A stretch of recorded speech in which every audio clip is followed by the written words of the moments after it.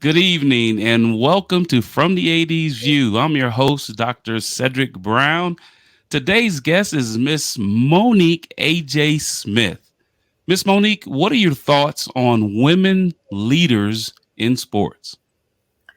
As the kids will say, they're on the come up. I'm excited about this year's Celebration Bowl. My mentee, uh, Tiffany Seitz, is the athletic director of Florida A&M. They won their very first SWAC Championship and will represent the SWAC at the Celebration Bowl. That's a perfect example. She's in her 40s. I've known her since she was a student athlete at Virginia State on the volleyball team. She was a leader then, and she's a leader now. Yes, ma'am. And Miss Monique, there are some proposed changes in the NCAA came out with from President Charlie Baker about scholarships and NIL equity. What are your thoughts? Well, when the this new idea came about, that was my focus all along. Not necessarily about the scholarships, just about the socialization of women. Most of the time, women wait to be asked to the dance, whereas men will just go and get it. And so that was my concern. And it was brought to me from a student athlete who asked me, why do women treated differently? So when I had that peak of interest, I said we need to make sure that although it may be traditionally okay to go for the ask for men, we've got to be able to find a easier path for women to be able to get the same.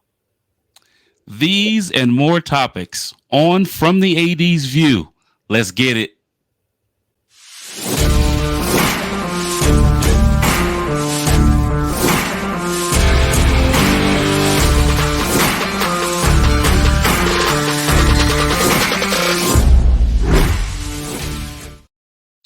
Welcome back to the show.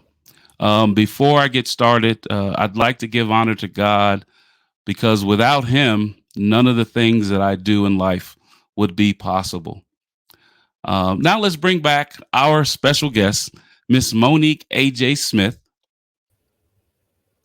Miss Monique, you have been in athletics, in leadership in athletics for over 30 years.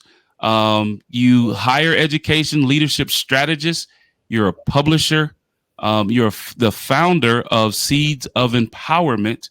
We want to welcome you to the show. But Ms. Monique, tell us, briefly a little bit about your journey and what you've done, because I call you a pioneer on the women's side for athletics and, a staple in what is going on for our young women today in athletics. So can you briefly tell our audience a little bit about your journey? I'd be glad to, Dr. Brown. I began as an intern with the CIAA, which is Central Intercollegiate Athletic Association, in 1988. And I saw the very first president of the CIAA, which was P. Laverne Sweat. At the time, she was a coach and administrator at Hampton University, and she was the president of the conference. And I walked around as an intern, and I said, I want to do what she's doing. So my first job, straight out of college, was a sports information director at St. Paul's College, located in Lawrenceville, Virginia. My first boss was the athletic director, Jeanette A. Lee. Jeanette A. Lee was the very first female athletic director for the CIAA. Yes, ma'am. So I began at 22 years old. At 28, I became an interim athletic director at St. Paul's College. I'm now 56, so I've got a couple of experiences. I did compliance at the University of Maryland Eastern Shore, and then I worked for the CIAA for 13 years. And I've been a full-time consultant for athletic departments, sport organization, individuals who wish to advance in athletic administration or sports management careers. Well, that is a storied journey, right? Because you're not done, Miss Monique. You are still lending your knowledge and your experiences to young people, and particularly young women. And I'm so proud to have you as a guest on the show. Let me ask you this, Miss Monique. As we talk about women leaders in sports, how far have women come as leaders in athletics, Miss Monique? Well, you heard me mention seeing P. Laverne Sweat and working for the first female athletic director, and this was 1990. The internship was in 1988. And so the first thing I like to say is that we saw very few of us. Yes, ma'am. And you could actually, pick on your finger. And Hmm. so now it's a beautiful thing. I went to women leaders in college sports this past October, and I saw so many women of color that just warmed my heart. So where we've come from is at first having a few people that we know, we can see, we can cut the pictures out and put on our wall, which is what I did, to having a vast number of women to be able to represent. And so this is what we see. We see Alfreda Gall, Mama Golf. who was one of the very first ones. She and I were athletic directors in the conference office together. CIAA. She was at Virginia State. I was at St. Paul's. She actually guided me. She would throw me out there. She'll put me on committees. I was on NCAA committees. I was on national committees. And I was like, but she saw potential. Yes, ma'am. The part is what she likes to say is that, each one reach one and teach one. Hmm. And so this is where the point is that it's not just one anymore. Now we can go and reach many. And like I was speaking about in the promo was Tiffany Sykes, the athletic director of Florida A&M. Yes, Our ma'am. golf had her as the very first female football PA announcer. Wow, that is unbelievable. And Mama Golf, to tell a story about her, I was at the NAGDA conference in 2011, and her son and I, Anton, are close. He mentors me, and she treated me just like a son when I was there, and asking me, young man, what are your thoughts? What are your dreams? How do you want this to look in 5 to 10 to 15? So Mama Golf is somebody that is also special to me. And as we talk about that, we talk about professional development. Miss Monique, what types of professional development approaches would you um, suggest for aspiring women um, that want to grow in athletics? Well, before we go there, I want to just show you this too. You talk about how far we come. So here is our Frida and myself right Yes, here. ma'am. Yep. Okay. All right. And here is the new athletic director of Florida A&M. Right. Yes, ma'am. That's where we've come. You see the Yes, difference? ma'am. We're talking about 2023, and our Frida and I were athletic directors in 1996 together. Right. So it's a beautiful thing. And the part about professional development, you got to invest in yourself. So if your institution will not supply you funds to join different organizations, you need to be able to do that yourself. I did that. And my major was mass media. So I remember going to my convention when I was in college, when I paid for it with my own money that I made that summer. And Hmm. my roommate was somebody I did not know.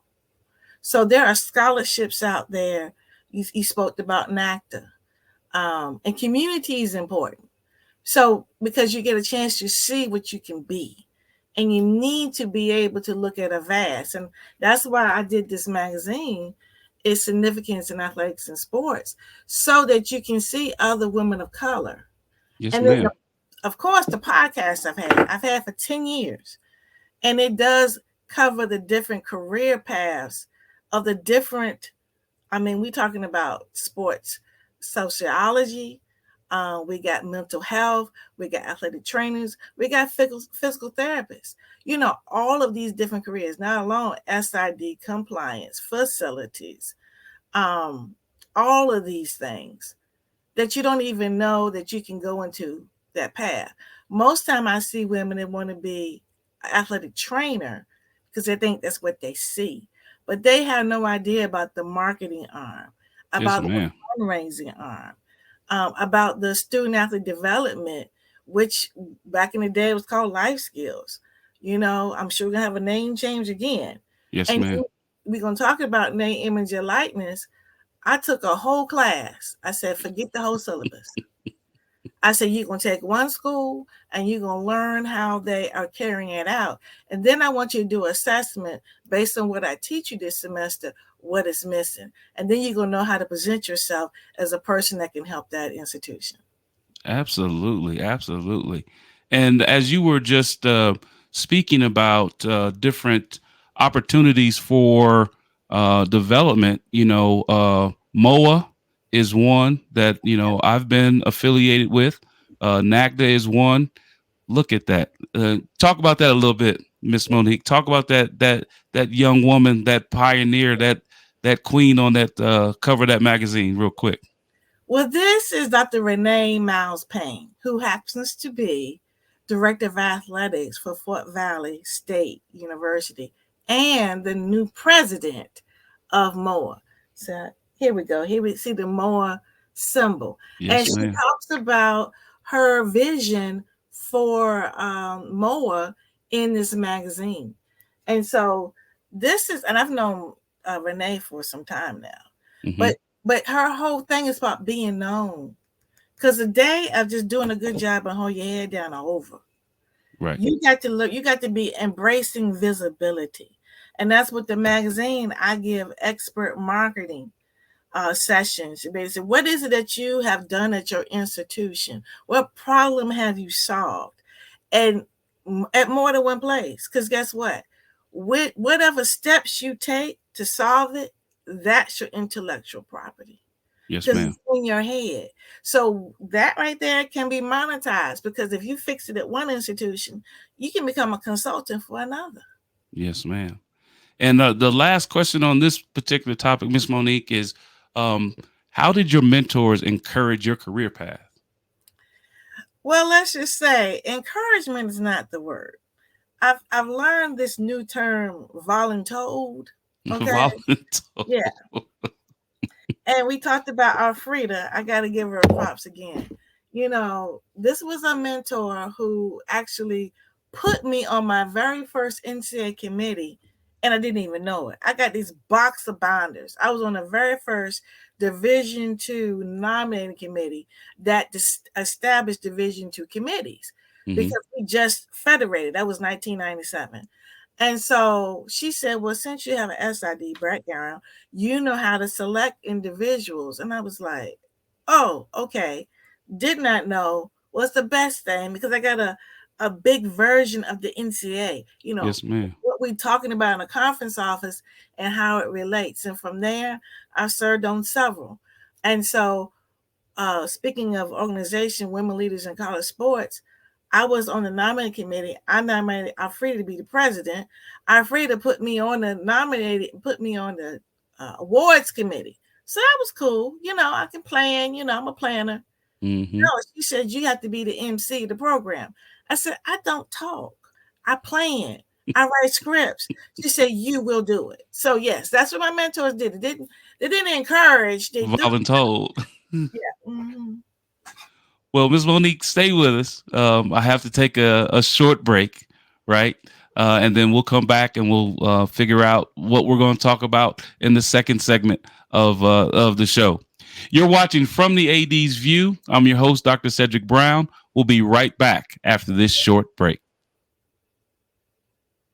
Water. It's everywhere. We drink it, we bathe with it, we cook with it.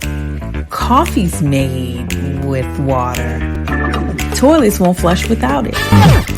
It's used for washing clothes, dishes, utensils, pots, pans, floors, and our teeth. Plants and crops need water, animals drink it, and fish need it too. And don't forget, we can have a lot of fun in the water. Water. What would we do without it?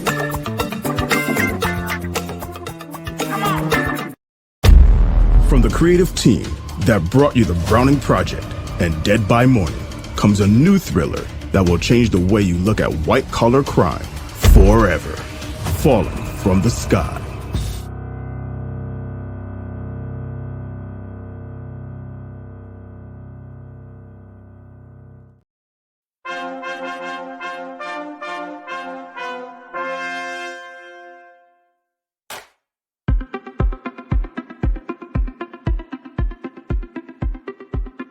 I'm Leon Thomas with the Leon Thomas Group. Podcast, virtual events, webinars, streaming shows, and so much more. We want to be your partner in all things virtual.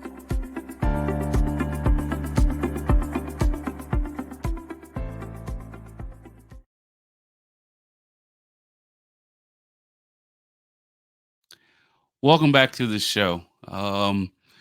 We are talking with a great guest, but before we get back to Miss Monique A.J. Smith, I'd like to talk to you a little bit about my book and ask you to purchase the book, How Black Men Overcome Racial Barriers and the Status Quo in NCAA Institutions. It's a narrative inquiry, and the focus of the book is to understand how African-American men achieved leadership roles in Power Five institutions. There were three themes that came out of the study: the benefits of role models, the role model expectations, and perceived barriers.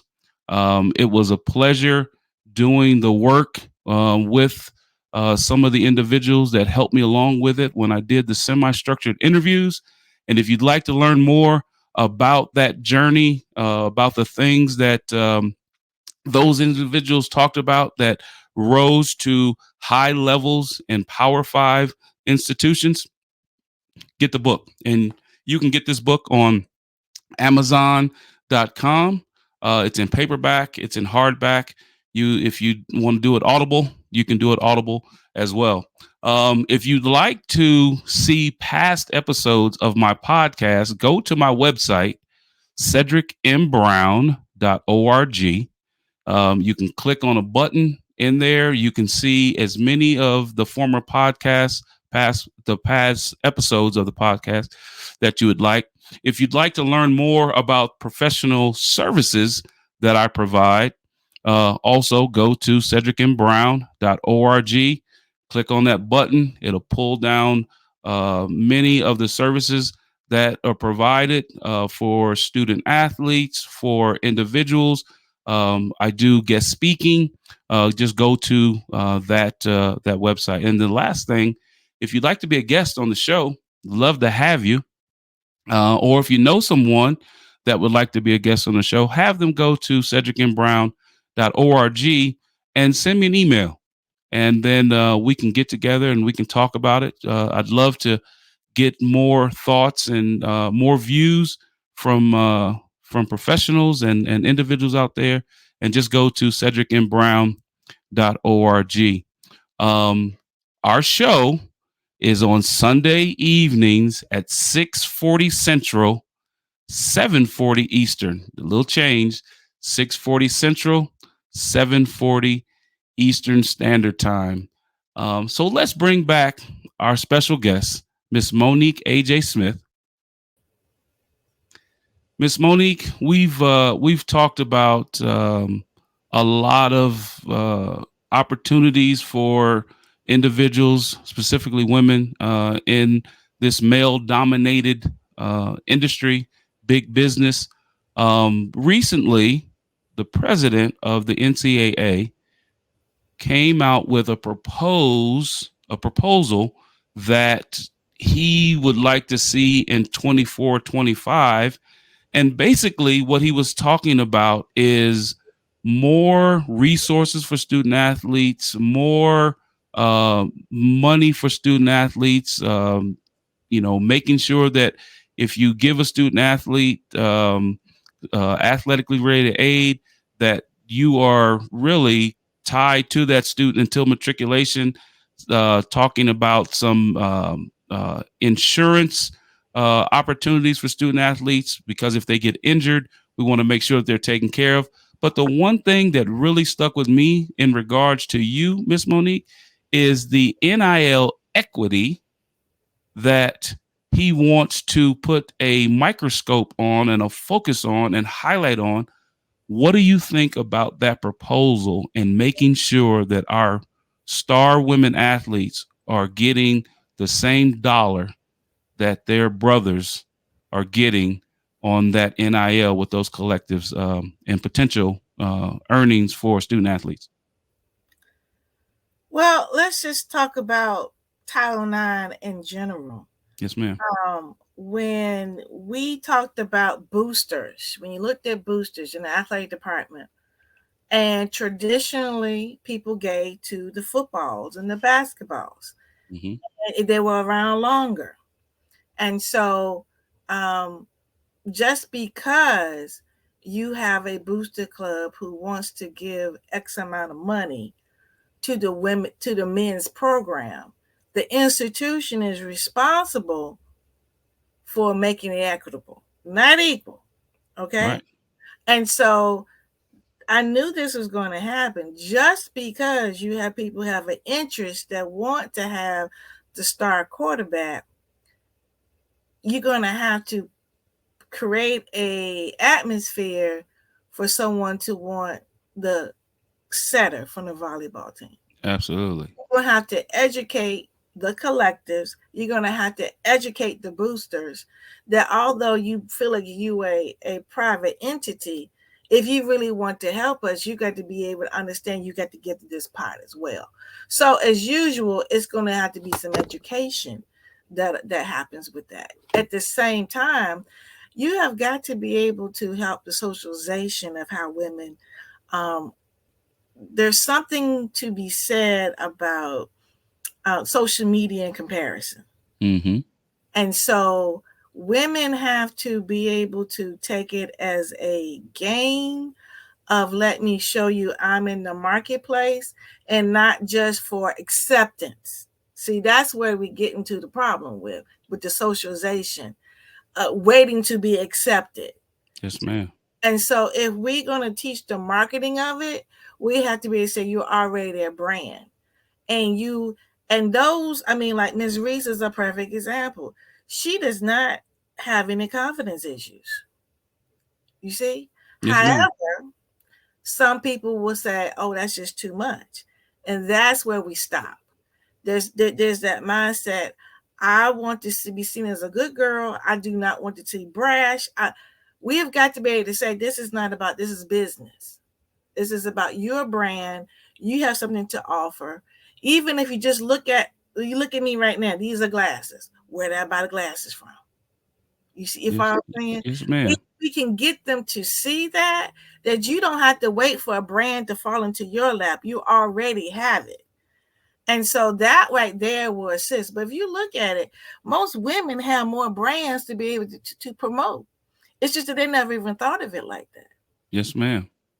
Well, Miss Monique, it's funny that you use Angel Reese as one of the complimentary examples, because Caitlin Clark in the game last year when LSU defeated Iowa, Angel Reese in her own self, her confident self, she was like, hey, we got this ring. We getting ready to get this ring, right?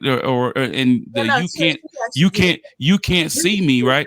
And Caitlin, in all of her thoughtfulness, came on and said, well, hold on. Why would you, say anything bad about Angel Reese or anything? She's just being the competitor that she is, because when Caitlin Clark did it the week before or in a tournament game before, we didn't have the uproar about it, about, like you said, the brashness and things like that.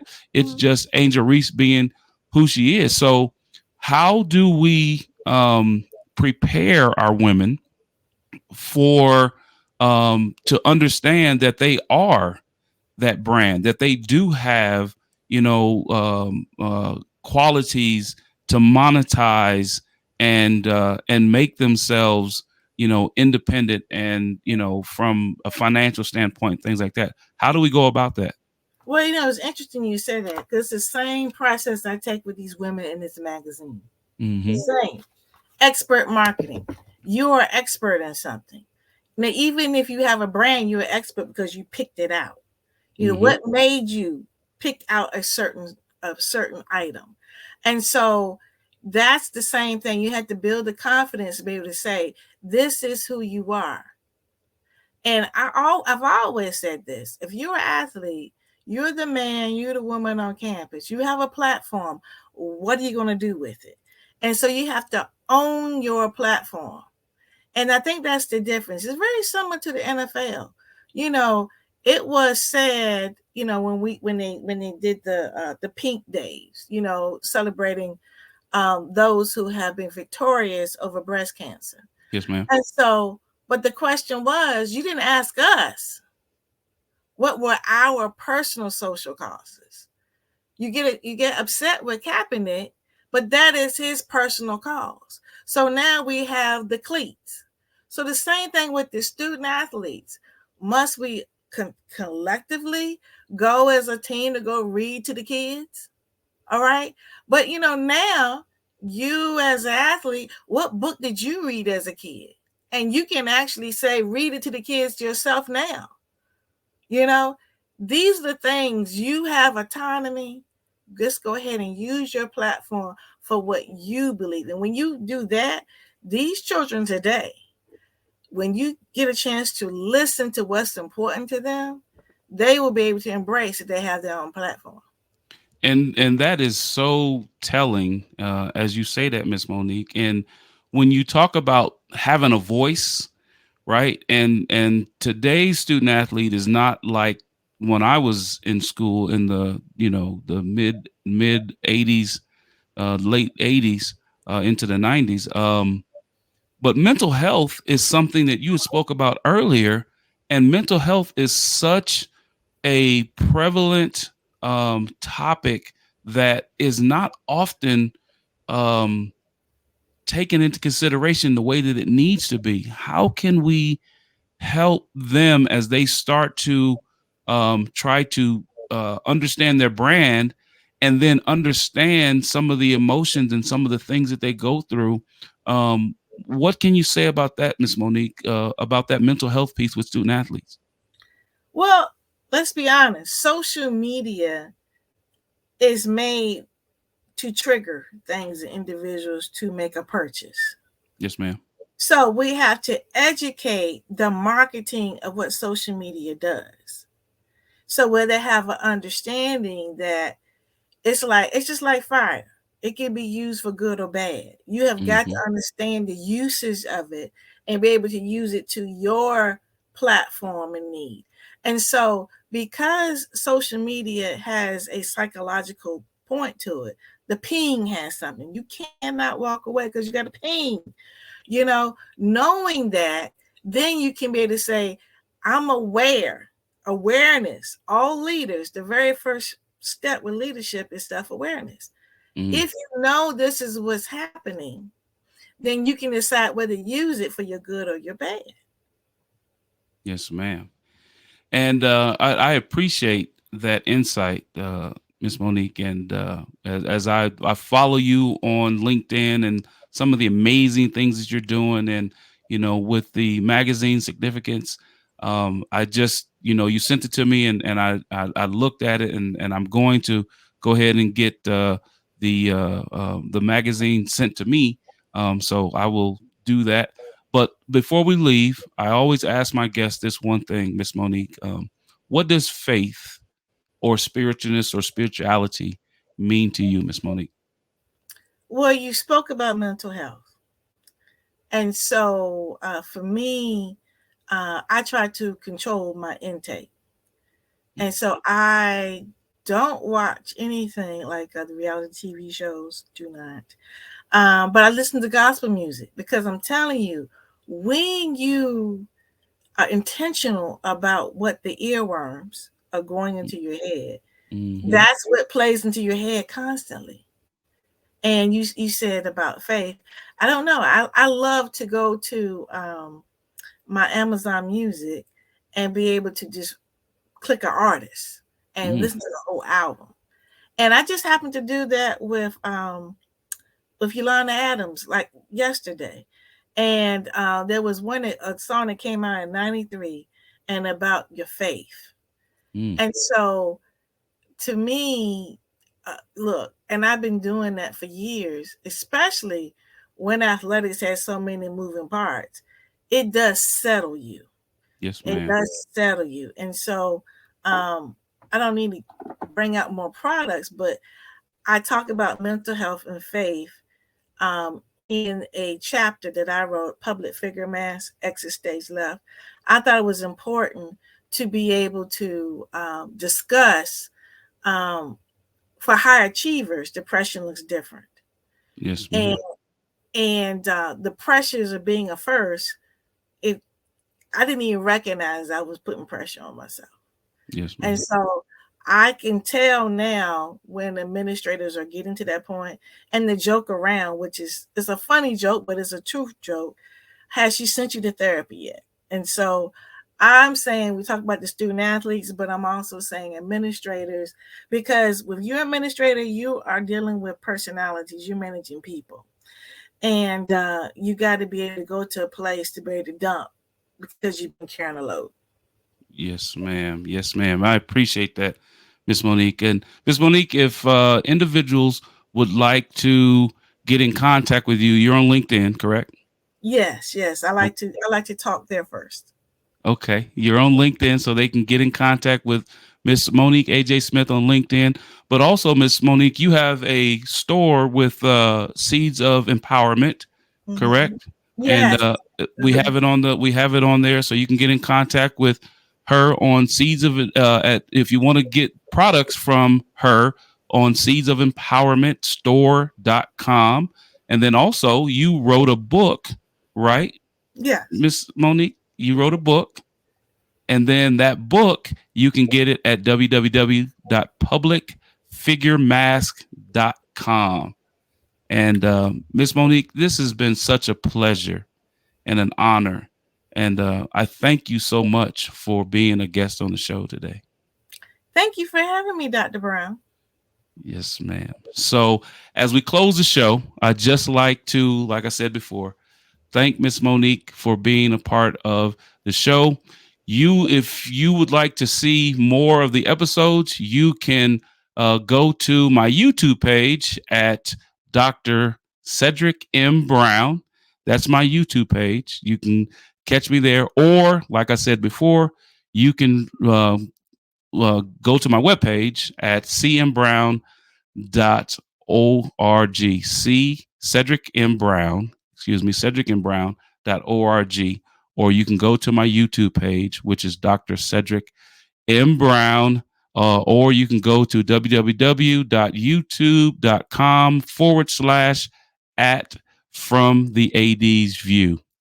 And this has been a special night for us. We've had some great insight from Miss Monique AJ Smith.